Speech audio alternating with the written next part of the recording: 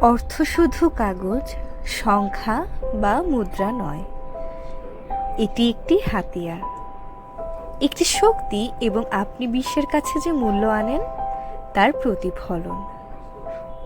এটি মন্দের মূল নয়, এটি সুখের উৎসও নয়, এটি নিরপেক্ষ। আপনার উদ্দেশ্য আপনার মানসিকতা এবং আপনার কর্ম দ্বারা পরিচালিত হওয়ার অপেক্ষায়। আমরা প্রায়ই লোকদের বলতে শুনি, টাকা দিয়ে সুখ কেনা যায় না। কিন্তু আসুন একটু সৎ হওয়া যাক। টাকা পছন্দ করে না এমন কয়জন আছে? এটি স্বাধীনতা কিনে নেয়, এটি প্রিয়জনদের সাথে সময়, শেখার সুযোগ এবং প্রয়োজনে তাদের ফিরিয়ে দেওয়ার ক্ষমতা কিনে নেয়।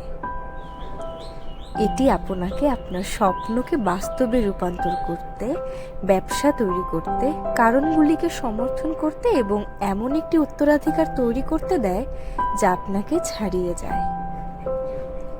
আর্থিক সাফল্যের চাবিকাঠি কেবল কঠোর পরিশ্রম নয়, স্মার্ট পরিশ্রম করা। এটি আপনার মানসিকতাকে অভাব থেকে প্রাচুর্যে, সীমাবদ্ধতা থেকে সম্ভাবনার দিকে নিয়ে যায়।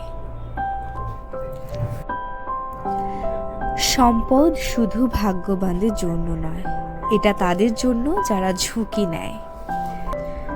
আপনি যদি সম্পদ আকর্ষণ করতে চান, মান তৈরি করে শুরু করুন, সমস্যার সমাধান করুন, অন্যদের সাহায্য করুন, শিখতে থাকুন, সুশৃঙ্খল থাকুন এবং সবচেয়ে গুরুত্বপূর্ণ, ভয় বা সন্দেহকে কখনোই আপনার ক্রিয়াকলাপ নিয়ন্ত্রণ করতে দেবেন না।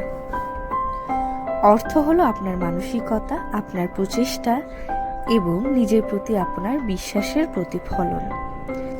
সেখানে যান যেখানে অপেক্ষা করছে আপনার জন্য প্রাচুর্য দাবি। শুধু নিজের জন্য নয়, জীবন বদলে দিতে পারেন এমন কিছু করুন।